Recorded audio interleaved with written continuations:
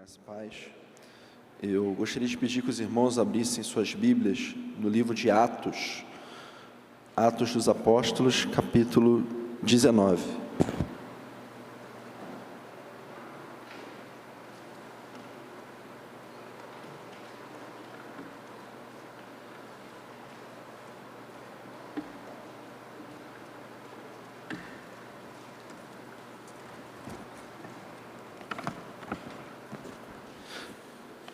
Atos dos Apóstolos, capítulo 19, nós estaremos lendo o versículo 13.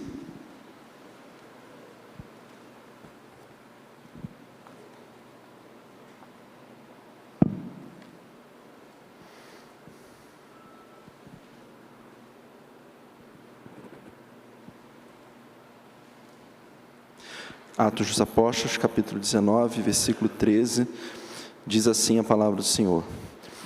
Aconteceu também que alguns judeus exorcistas ambulantes tentaram invocar o nome de Jesus sobre os que tinham espíritos malignos, dizendo: eu vos expulso por Jesus, a quem Paulo prega.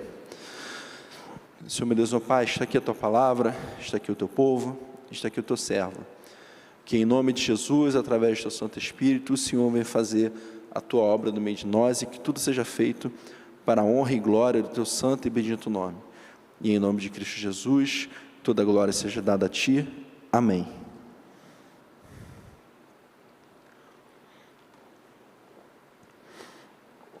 Quem é Jesus para mim? Se eu te perguntasse se para o emprego dos seus sonhos você tivesse que fazer uma redação com no mínimo, 500 palavras, e você tivesse que discorrer quem é Jesus para você, como que você iniciaria essa redação? O que você falaria? Eu lembro que hoje eu estava sentado lá na minha mesa, estudando, e aí eu olhei, quem já foi lá em casa, sabe que tem a mesa, e aí eu tenho a cadeira aqui, de frente para mim fica a minha estante, que tem alguns livros lá, Inclusive, eu cheguei à conclusão que eu gosto mais de comprar livros do que ler livros. Eu leio, mas eu compro mais numa velocidade maior do que eu vou lendo, E aí eu lembro que um título chamou a minha atenção, um livro bem grande assim, grosso, que eu ainda não li, cujo título é O Jesus Histórico. E eu olhei assim, eu refleti, eu falei, caramba, um livro dessa grossura, falando da historicidade de Jesus, do que Jesus é para os historiadores, aquilo me chamou a atenção, e certamente que esse livro ele vai entrar na lista, na fila dos livros que eu estou para ler. Mas quem é Jesus para você? À luz desse texto, que é um texto que aparentemente ele não nos fala muito, eu gostaria que nós saíssemos daqui nessa noite com essa resposta muito clara para a gente, que Jesus ele é o Filho de Deus, ele é aquele que nos ama, e ele é uma pessoa, e que deseja ter um relacionamento conosco. Ele morre na cruz do Calvário, para que você e eu venhamos a passar a eternidade com Ele, e que a partir da nossa conversão, nós possamos ter um relacionamento com Ele. A santidade, viver em comunidade, viver em igreja, ler a Bíblia, orar, nada mais é do que um pequeno vislumbre daquilo que é o céu. Mas vamos começar aqui do início. Esse trecho, ele é um trecho famoso da palavra de Deus, certamente que a maior parte dos irmãos conhecem. Ele ocorre em meio às viagens missionárias do apóstolo Paulo. E é interessante que o versículo 13, ele começa dizendo, aconteceu também. Por que aconteceu também? Veja que essa pequena história, essa pequena perícope, que vai do versículo 13 até o versículo 17, ela ocorre em meio às viagens missionárias do apóstolo Paulo. O apóstolo Paulo, como o próprio nome diz, ele era um apóstolo que a palavra no grego significa enviado a partir de.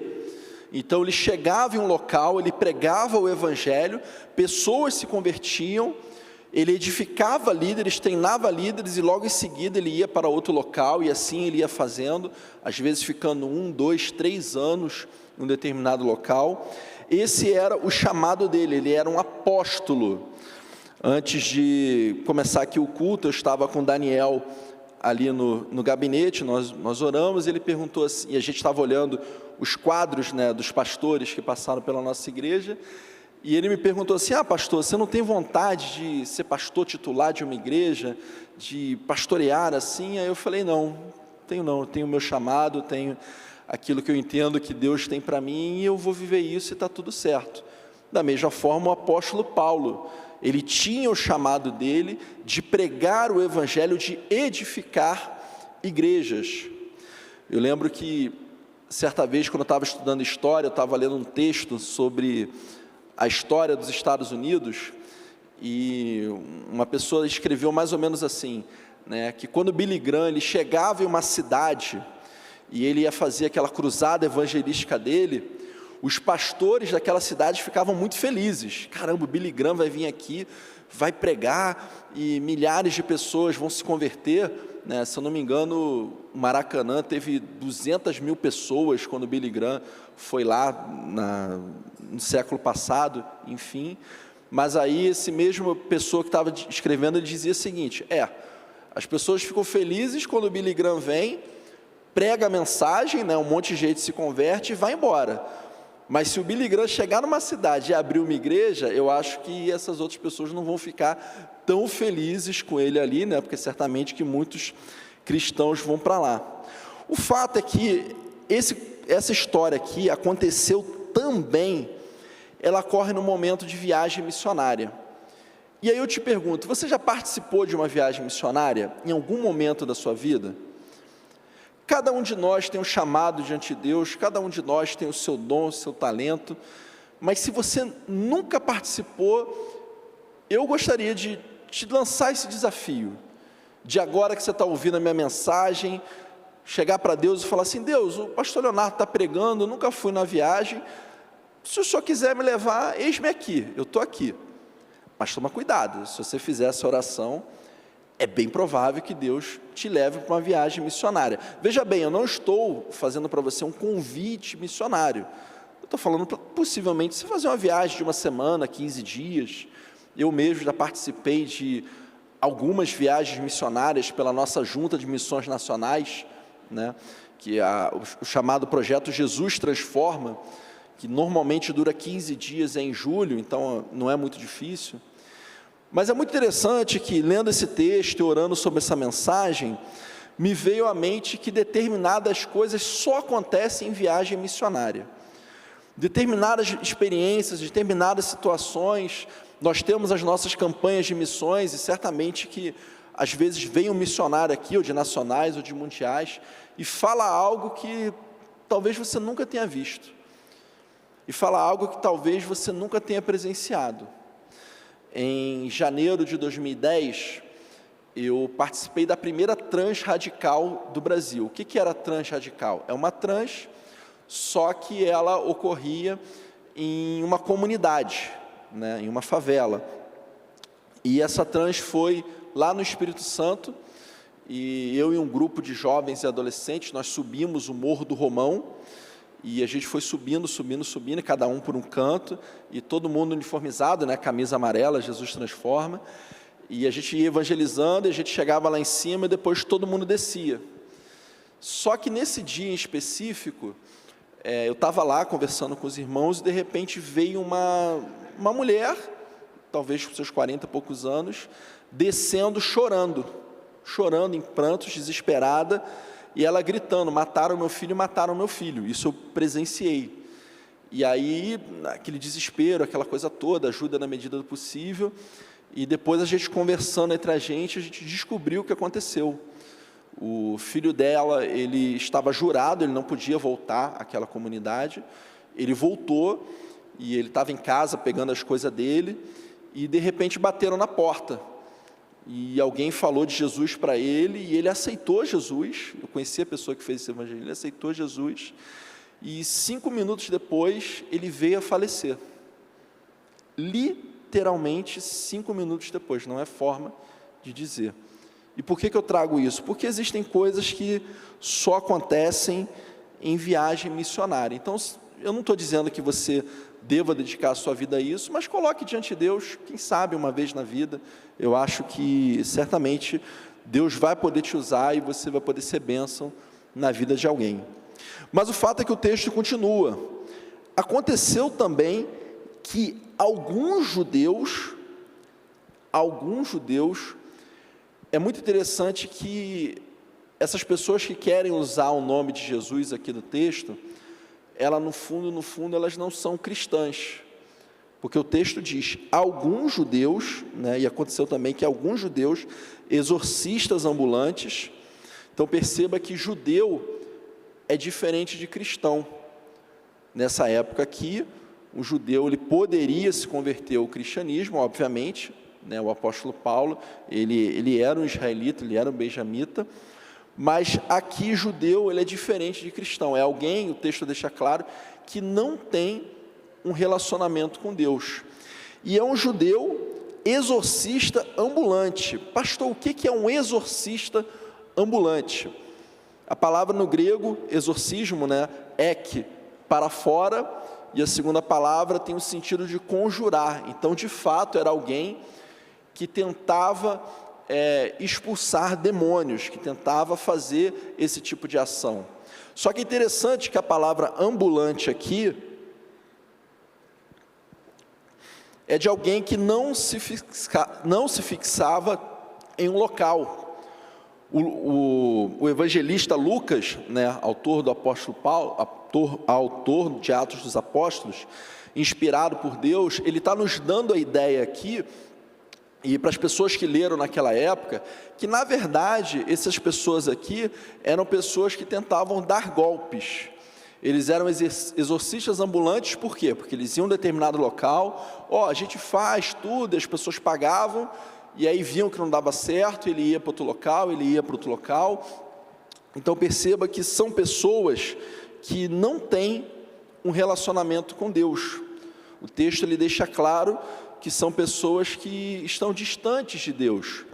E o texto continua, eles tentaram invocar, aconteceu também que alguns judeus exorcistas ambulantes tentaram invocar o nome de Jesus.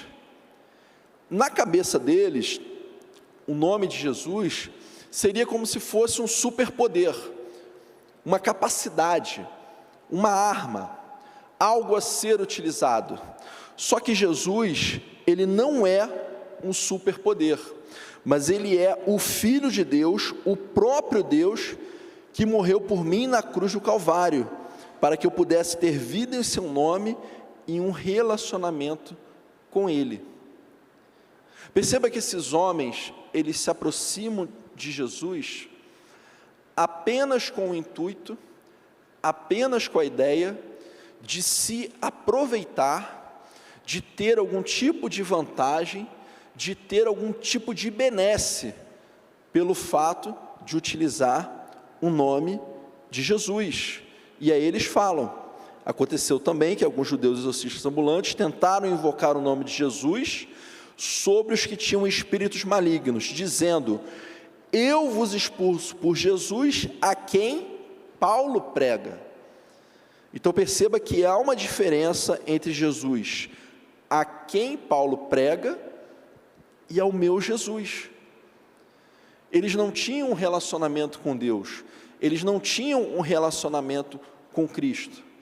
A única coisa que eles queriam era uma vantagem por causa do nome de Jesus. E infelizmente, nos dias de hoje, na nossa sociedade, muitas pessoas também desejam ter acesso a vantagens, inclusive às vezes materiais, simplesmente através do nome de Jesus.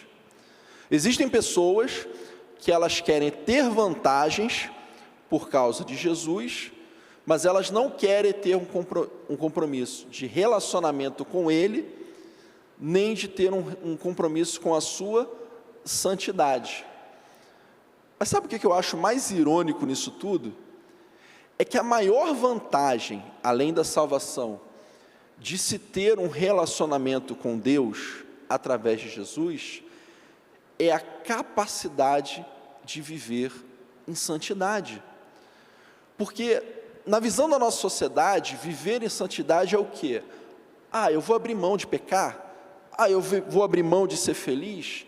Eu vou abrir mão desse prazer, porque eu vou ter que ir para uma igreja, e eu não posso isso, não posso aquilo outro. Quando, na verdade, quando nós temos um relacionamento com Deus através de Cristo, quando nós vivemos em santidade, essa vida em santidade é um presente de Deus. Essa vida em santidade, ela nos dá os maiores prazeres que alguém pode ter. Pastor, você está errado. Fazer isso e aquilo dá muito prazer, é muito melhor do que viver em santidade. É? Só que todo pecado, ele gera uma conta, e essa conta um dia chega. Infelizmente, até com uma certa dor no meu coração, pelo fato de ser pastor, eu converso, eu aconselho pessoas de todas as idades, e muitas vezes eu converso com um irmão, às vezes até com uma certa idade, às vezes até com idade para ser meu pai, que em boa parte da sua vida, viveu na vida do pecado. E o que ele colheu? Dor e sofrimento. Porque não há nada melhor desse mundo do que viver em santidade. Porque a vida em santidade, ela até pode parecer insossa, sem sal, em um primeiro momento, inclusive para a nossa sociedade. Ela pode parecer isso, mas lá na frente, ela gera frutos que só quem caminha pela santidade pode colher. Somente essas pessoas vão poder desfrutar disso. Eles falam a Jesus a quem Paulo prega, é o Jesus de Paulo, é esse nome que eu estou invocando. E vocês conhecem a história, eu não preciso ler aqui o texto. Os demônios viram para eles e falam: olha, eu sei quem é Jesus e eu sei quem é Paulo, mas vocês eu não conheço. E aí eles tomam uma surra, eles apanham, eles passam por uma situação vexatória. E aí, diante disso tudo, a pergunta que fica para nós é a seguinte, e aí eu volto para o início: quem é Jesus para mim? Para mim, eu, Leonardo, quem é Jesus? Jesus, ele é um amuleto? Não, Jesus é o meu amuleto, e eu me agarro a Jesus, então eu saio de casa, eu oro para não ser assaltado, e eu estou precisando de emprego, eu oro, e tudo isso eu posso e devo fazer. Mas o grande problema é quando Jesus se resume a isso. Você consegue entender a diferença? Se a maior importância de Jesus para mim for ele ser um amuleto para mim, ele ser alguém que eu me achego a nele só porque eu quero algo, então isso está errado. Não, pastor, Jesus para mim é uma fonte de bênçãos materiais. Eu me achego a Jesus e eu oro, e olha, pastor, Deus me abençoa, hein? Eu oro por um carro, Deus me dá um carro, eu oro por uma casa, Deus me dá uma casa, eu oro por isso, oro por aquilo. Nós podemos e devemos orar, mas se a maior importância de Jesus na minha vida for por aquilo que Ele pode me dar, então isso está errado. Não, pastor, de fato Jesus é alguém com quem eu me relaciono. É essa a resposta. Jesus, Ele é o Filho de Deus, Ele é Deus, Ele morreu para que você e eu possamos passar a eternidade com Ele no céu. Mas enquanto esse dia não chega, e certamente que aqui ninguém está com pressa de ir para o céu. Alguém está com pressa de ir para o céu aqui? Se você levantar a mão, a gente chama aqui na frente, a gente impõe, ora por você, Deus leva, porque teu servo está pronto, ele quer ir, Brincadeiras à parte, o prédio onde eu moro, ele tem muitos idosos, Na verdade tinha, alguns já estão falecendo. E eu lembro que certa vez, no fim da pandemia, uma senhora, eu tenho a impressão que ela é cristã, ela era, né? Não sei. Um dia a gente conversando, assim, eu esbarrei com ela, e ela falou: eu não vejo a hora de partir logo. Aí eu: oi? Não, hoje meus filhos já estão criados, meus netos já estão aí, e eu não tenho muito por que ficar aqui não, se eu for, está tudo certo. E eu olhei aquilo, eu achei estranho, né? Como provavelmente você também deve estar achando, né? Mas, por incrível que pareça, não deu muito tempo, ela partiu mesmo, ela foi. Eu tenho a impressão que ela tinha Jesus, não sei, a gente não entrou nessa área da conversa. Mas o fato é que, à luz desse texto, eu vejo pessoas que tentaram se aproveitar de Jesus, que simplesmente tentaram ter uma benesse dele, tentaram ter uma vantagem, tentaram invocar um poder, né, para que pudesse ter vantagem. Não, eu vou usar esse nome aqui, eu já vi Paulo expulsando, eu vou usar também. E aí eu vou ser o melhor exorcista aqui da região, vou ganhar muito dinheiro, e beleza, estamos juntos. Foi isso que eles queriam. Mas ao olhar para a vida deles, eu preciso olhar para a minha. Porque a maior importância que Jesus deve ter na minha vida e na sua vida é de ser uma pessoa, de ser o Filho de Deus, e Ele é Deus, com quem nós nos relacionamos. A chave do cristianismo é essa: ser cristão é ter um relacionamento com Deus através de Jesus Cristo.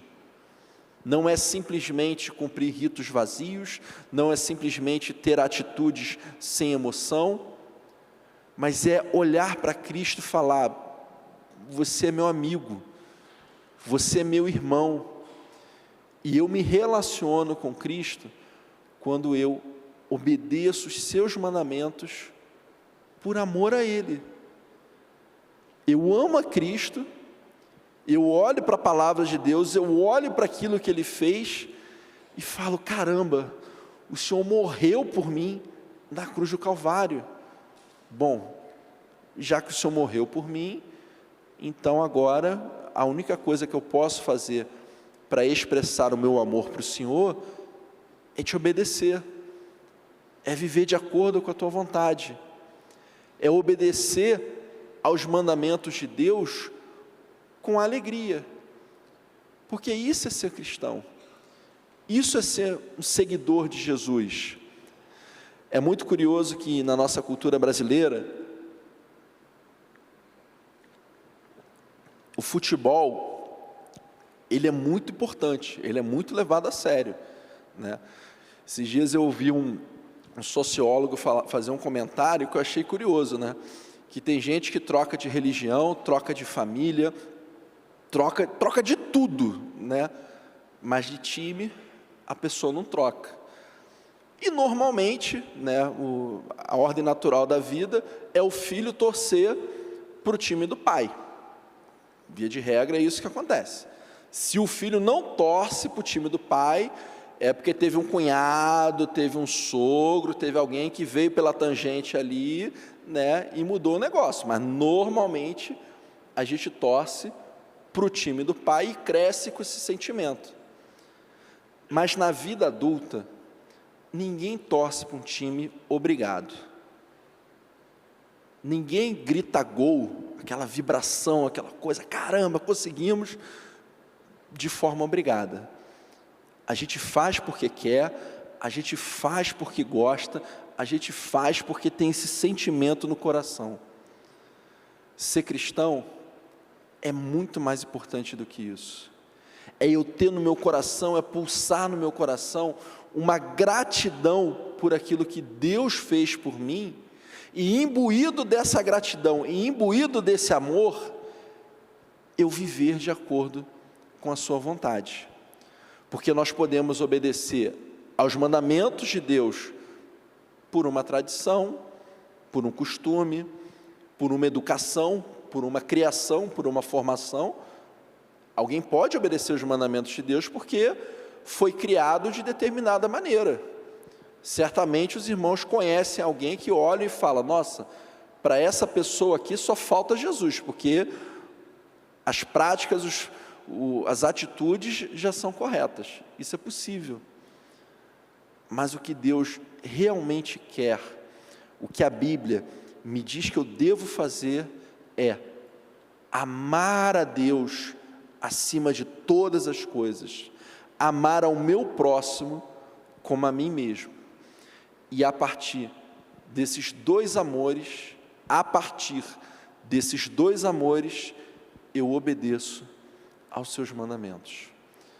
Que nessa noite você e eu venhamos a sair daqui com um firme propósito de amarmos mais a Deus e, por causa desse amor, obedecendo aos seus mandamentos. Que nós possamos ter a real compreensão de quem Jesus deve ser para nós, alguém que nos ama, que deu aquilo que tinha de melhor, que foi a sua vida, para que nós tenhamos um relacionamento com Ele.